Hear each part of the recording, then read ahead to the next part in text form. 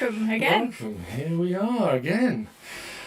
Thank you for joining us live at 5. Hello to everybody. Hello, yes, hello. Do say hello or any questions you have while we're going. We're very interested in Any answering comments? Yeah, nice ones, of course.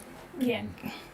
So, what are we going to talk about in this session? We're going to do a quick rundown of what we've been up to in the week, but also we're doing something about facial animation, and that's within our sort of 2D cutout style. Yeah. So not sort of the vector where lines can actually move. No, but it's that sort of two things or more than two things sort of moving against each other. So that's the style that we're sort of specialising in. Which throws up its own issues, doesn't it? Yes. So we'll be talking about that. First, we do like a very quick rundown of what's been going on. Yeah. And one thing I wanted to mention, which I think I mentioned last time, was PubCoder. So this is a way of creating your own interactive ebooks. Yes. And what I wanted to do is just create a little tutorial video, a little overview, if you like, of its features and how you might use it and stuff, because I've been really impressed with it.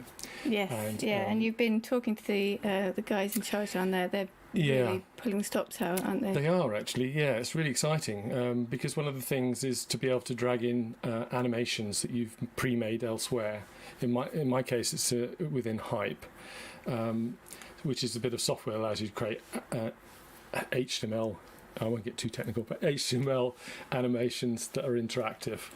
And up until now, I don't think they've really had a specific way of doing it, but they have sort of now discovered a way that you can do it. And they're working really hard to actually make it possible. To optimise that. So there's a link in the description to where you can find that video. So if you want to see that after the session, yes, just click on the link. Mm-hmm.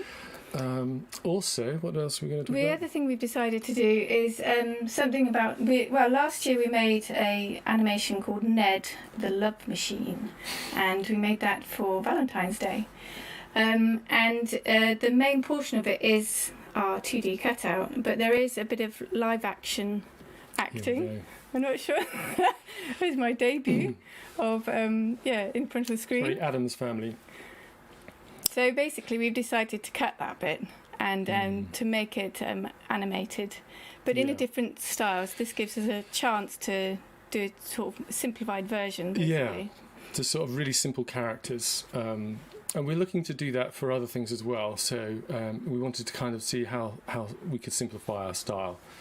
So what you're seeing here is the animated section of Ned, but that bit before and after that are live action, especially if you want to put it into festivals and things like that. Having that much live action can be a bit of a problem. Yeah. We were looking at creating our own versions of ourselves in animated form, and so this is the early bits that have been drawn out. Very simplified. Very, very simple shapes. So most of those big squarish shapes are bodies. Bodies and head, actually, merged together. And then up there is a mouth with some little teeth in it, I think you can see. So it's just going to be very, very basic. You can see an arm and a leg, which are very, very simplified. That's something that we're going to explore. So hopefully we'll be able to show you the character that's been constructed. Yes, in later videos. So that necessarily made us think about how we are actually sort of animating the face. So that's why we thought, we'll just sort of go through how we've done it in the past and how we're thinking we might develop it further for our locksmith project, which is sort of less cartoony, more kind of sophisticated. But just to show you where we started, this is something when we were going into where's the camera? Into schools and doing festivals. We took this to show the kids, and basically just to show how easy it all is, basically.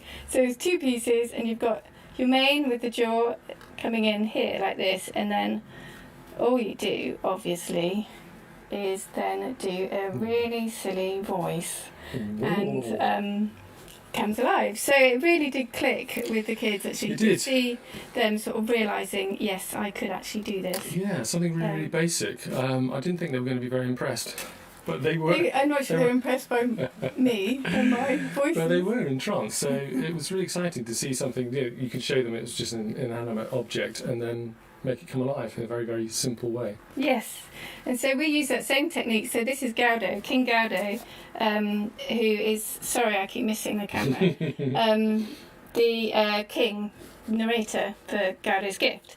So you can see on his chin part there's 2 crosses, and that's what we tracked. And then at the bottom here, that makes sure that his jaw doesn't fall out the bottom of his head. And so we sort of just went along with the audio, yes, isn't it? But necessarily with all these, you have 2 sort of lines either side of the jaw, and that's sort of the jowl effect, we call it. Yeah, so yeah, when No one wants particularly talking about facial animation, of course ours are made out of rigid parts, so you have to almost make it like a paper puppet. Yeah. And that does, as far as you've seen so far, it's always pretty much a jaw that comes up and down, and of course that creates those two lines either side. It's sort of the lines because there's also shadows, so we deliberately do put them apart when we want to create those shadows. Yeah, I can show you an example here. Actually, this is sort of beauty contest of Brendara, one of the characters from Gaudo's Gift. A sort of line up of her chins. Yeah, we were trying to decide which chin, so we did put it as a little not competition, but an opinion poll on Twitter. Yeah.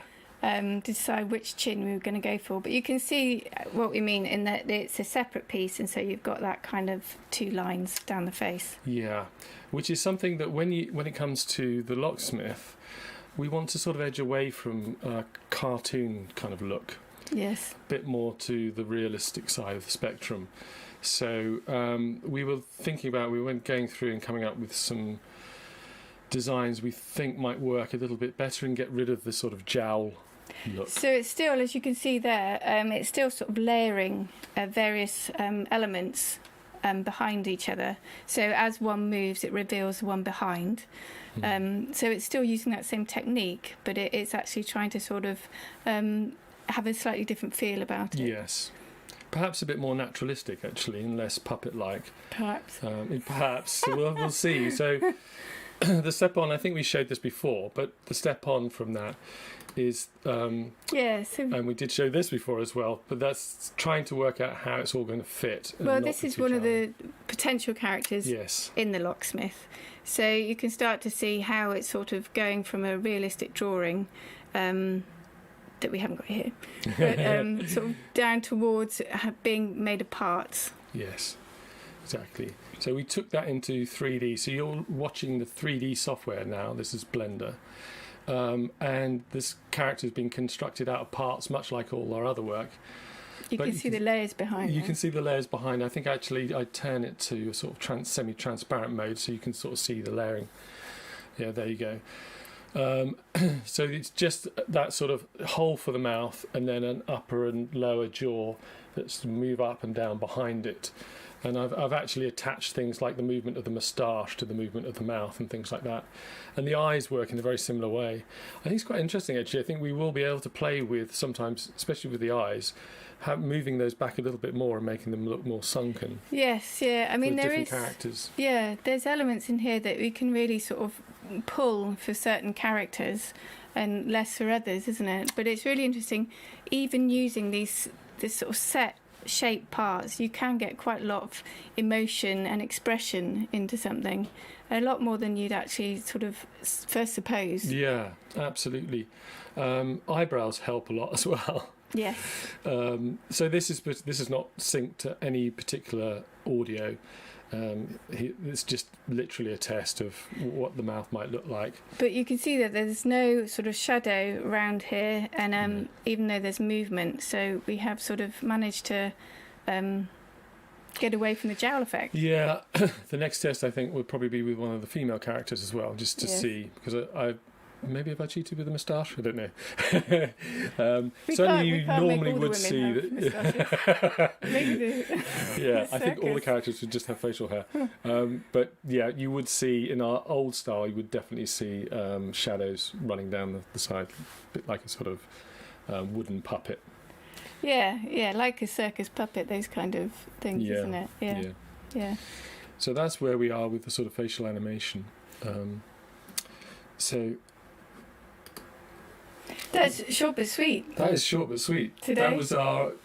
Usually we're sort of about 15 minutes. I know. But I think I don't think rushed there's any it. sort of guaranteed 15-minute time thing. We're just trying to keep it sort of short and sweet. But yes, if there's any comments or questions, we're ready. But other than that, thank you very much for watching. Please subscribe if you like this video. And click the like button. And what else do they do? I don't know. There's other We're catalogue of on things. Instagram. Mhm. So on Instagram as Topocata, and then also as Topocata Book Animation. I do this every week. I should remember what it's called, and I can't. But that's basically for the animation of third party animation Yes. work that we do. All of which you can find on our website. Yeah. So That sounds very broadcasty, doesn't it? But there you yeah. Twitter, Facebook, YouTube, Vimeo. go. Yeah. I Got a think we're lot of done. views on video. Okay, well there you go. Thank you very much for watching. I hope that was useful. And take care. Thank you. Thank you very Thanks. Bye. Bye bye. Bye.